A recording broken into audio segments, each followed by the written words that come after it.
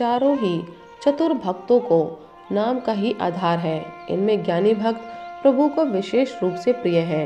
ये तो 4 युगों में और चारों ही वेदों में नाम का प्रभाव है, परंतु कलयुग में विशेष रूप से है। इसमें तो नाम को छोड़कर दूसरा कोई उपाय ही नहीं है। जो सब प्रकार की भोग और मोक्ष की भी कामनाओं से रहित और श्री राम भक्ति के रस में लीन है, उन्होंने भी नाम के सुंदर प्रेम रूपी अमृत के सरोवर में अपने मन को मछली बना रखा है। अर्थात वे नाम रूपी सुधा का निरंतर आस्वादन करते रहते हैं, क्षण भर भी उससे अलग होना नहीं चाहते। निर्गुण और सगुण ब्रह्म के 2 स्वरूप हैं कि दोनों ही एकथनीय अथाह अनादि और अनुपम है। मेरी सम्मति में नाम इन दोनों से बड़ा है, जिसने अपने बल से दोनों को अपने वश में कर रखा है।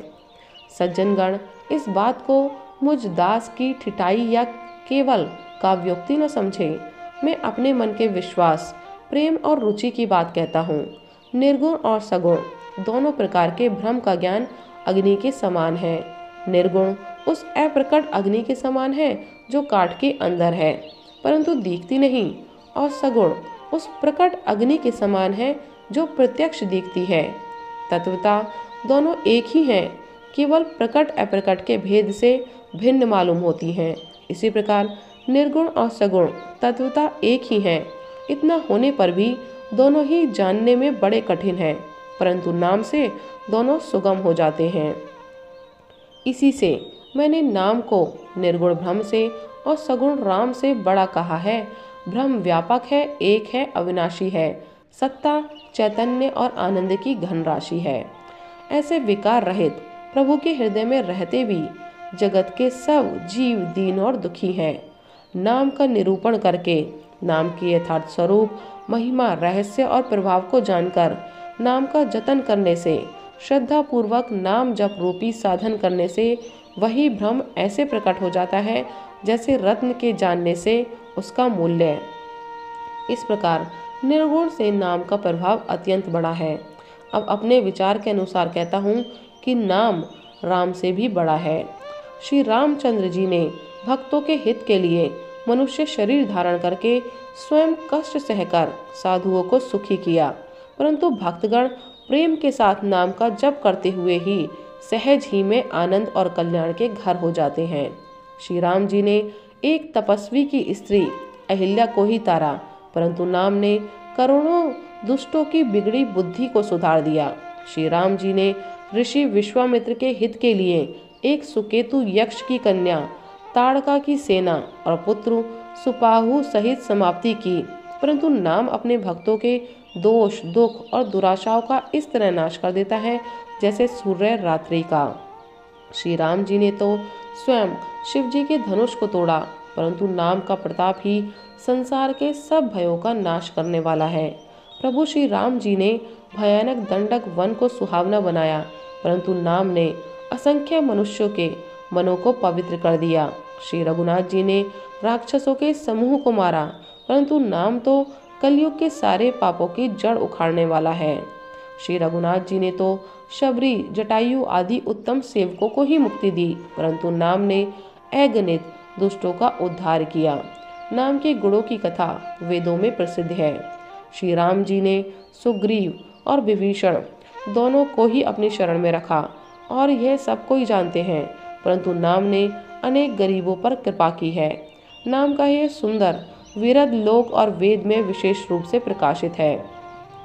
श्री राम जी ने तो भालू और बंदरों की सेना बटोरी और समुद्र पर पुल बांधने के लिए थोड़ा परिश्रम नहीं किया, परंतु नाम लेते ही संसार समुद्र सूख जाता है। सज्जनगण मन में विचार कीजिए कि दोनों में कौन बड़ा है। श्री रामचंद्र जी ने कुटुंब सहित रावण को युद्ध में मारा, तब सीता सहित उन्होंने अपने नगर अयोध्या में प्रवेश किया। राम राजा हुए, अवध उनकी राजधानी हुई। देवता और मुनि सुंदर वाणी से जिनके गुण गाते हैं, परंतु सेवक प्रेम पूर्वक नाम के स्मरण मात्र से बिना परिश्रम मोह की प्रबल सेना को जीतकर प्रेम में मग्न हुए अपने ही सुख में विचरते हैं। नाम के प्रसाद से उन्हें सपने में भी कोई चिंता नहीं सताती। इस प्रकार नाम निर्गुण ब्रह्म और सगुण राम दोनों से बड़ा है। यह वरदान देने वालों को भी वर देने वाला है। श्री शिव जी ने अपने हृदय में ये जानकर ही 100 करोड़ रामचरित्र में से इस राम नाम को सार रूप से चुनकर ग्रहण किया है। नाम ही के प्रसाद से शिव जी अविनाशी हैं और अमंगल वेश वाले होने पर भी मंगल की राशि हैं। सुखदेव जी और सनकादि सिद्ध मुनि योगीगण नाम के ही प्रसाद से ब्रह्मानंद को भोगते हैं। नारद जी ने नाम के प्रताप को जाना है। हरि सारे संसार को प्यारे हैं, हरि को हर प्यारे हैं, और आप श्री नारद जी हरि और हर दोनों को प्रिय हैं। नाम के जपने से प्रभु ने कृपा की, जिससे प्रहलाद भक्त शिरोमणि हो गए। ध्रुव जी ने ग्लानि से विमाता के वचनों से दुखी होकर सकाम भाव से हरिनाम को जपा और उसके प्रताप से अचल अनुपम स्थान ध्रुवलोक प्राप्त किया। हनुमान जी ने पवित्र नाम का स्मरण करके श्री राम जी को अपने वश में कर रखा है। नीच, अजामिल, गज और गणिका श्री हरि के नाम के प्रभाव से मुक्त हो गए। मैं नाम की बड़ाई कहाँ तक कहूँ, राम भी नाम के गुणों को नहीं गा सकते।